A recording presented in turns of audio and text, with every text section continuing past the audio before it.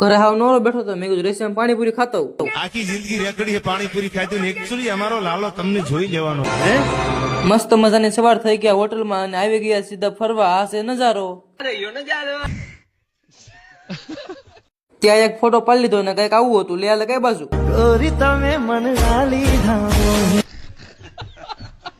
અહીંયા તો કેવડી મોટી બિલ્ડિંગ હતું. મેં કીધું કોઈક દિવસ જવું પડશે અહીંયા. બધેનો હાલી જવાય, કોક માથાના ભટકાઈ જાય યાર. ત્યાંથી આવી ગયા બીજી જગ્યા અને અહીંયા કઈક આવું હતું. એ લાય ભાઈ કઈ બાજુ? એમાં મેં ક્યાં તારું કઈક લઈ લીધું. ત્યાંથી આવી ગયા બરફવાળી જગ્યામાં ને આ ભાઈ કઈક આવું કરતા હતા.